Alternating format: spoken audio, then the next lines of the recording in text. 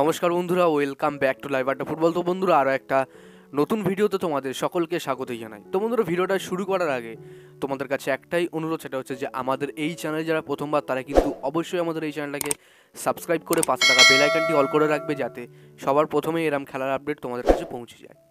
তো বন্ধুরা, যে মোহনবাগানকে নিয়ে বেশ কয়েকটা আপডেট তোমাদের সঙ্গে শেয়ার করার আছে এবং একটা গুড নিউজও তোমার সঙ্গে শেয়ার করার আছে। তো আশা করি তোমরা ভিডিওটা একটু স্কিপ না করে পুরোটা দেখতে থাকবে। তো বন্ধুরা, সবার প্রথমে যে আপডেটগুলো নিয়ে কথা বলবো, সবার প্রথমে আপডেট না, একটা খুশির খবর দিয়ে শুরু করতে চাই। আমাদের তারকা উইঙ্গার মনবীর সিং বাগদত্তা অশ্বিন শেখের সাথে হলদি পর্বে সেরে নিলেন মোহনবাগানের তারকা উইঙ্গার মনবীর সিং। আগামী 30শে ডিসেম্বর বিয়ে করবেন তিনি। আজকে গায়ে হলুদ হয়েছে এবং কংগ্রেচুলেশন মোহনবাগান টিমের থেকেও জানিয়েছে তাকে। এবং তোমরা অবশ্যই কমেন্ট বক্সে কংগ্রেচুলেশন জানিয়ে দাও এবং হ্যাশট্যাগ মনবীর সিং অবশ্যই লিখে দাও।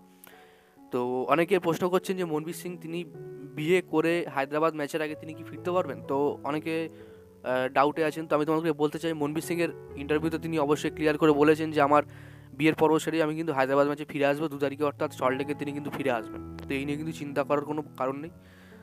অনেকে বলছিল যে মনবীর সিং না থাকলে হয়তো হায়দ্রাবাদের ম্যাচটা কঠিন হতে পারে। তো এইটা নিয়ে কোনো চিন্তা করার কোনো কারণ নেই, মনবীর সিং তিনি কিন্তু থাকছেন। তো এরপরে যে আপডেটটা তোমার সঙ্গে শেয়ার করব সেটা কিন্তু অ্যালবার্তো রদ্রিগেজকে নিয়ে।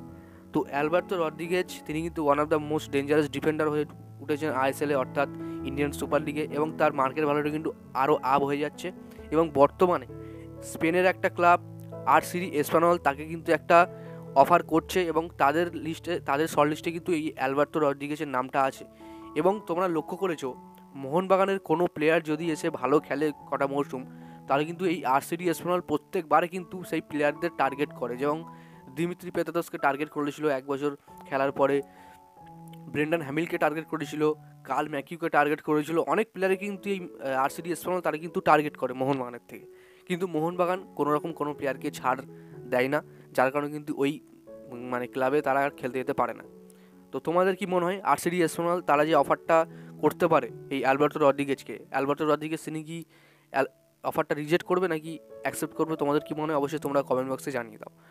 আর এই যে খবরটা বেরিয়ে আসছে, এটা কিন্তু শুধুমাত্র রিউমার পর্যায়ে তোমরা ধরে নাও, এর কিন্তু কোনো কনফার্ম এখনও আপডেট পাওয়া যায়নি, জাস্ট রিউমার হিসাবে এই খবরটা বেরিয়ে আসছে, যার কারণে তোমাদের সঙ্গে শেয়ার করলাম এবং তোমাদের মতামতটা কিন্তু জানতে চাই এই ভিডিওতে। তো তোমরা অবশ্যই কমেন্ট বক্সে কমেন্ট করে জানিয়ে দাও।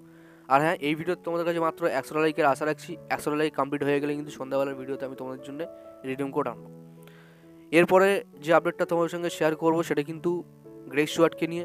তো গ্রেগ স্টুয়ার্টকে নিয়ে একটা ভিডিও খুব ভাইরাল হচ্ছে। গ্রেগ স্টুয়ার্ট তিনি হাতে করে বুট নিয়ে এবং ব্যাগ নিয়ে তিনি যখন বেরিয়ে যাচ্ছেন এবং তিনি বলে যাচ্ছেন যে গুড বাই যখন বলে যাচ্ছেন, তো অনেকে আমাকে প্রশ্ন করছেন যে দাদা গ্রেগ স্টুয়ার্ট তিনি কি ফিরে যাবেন? তো একদমই না, তিনি কিন্তু মোহনবাগানেই থাকবেন। এটা কিন্তু একটা সিম্পল ভিডিও।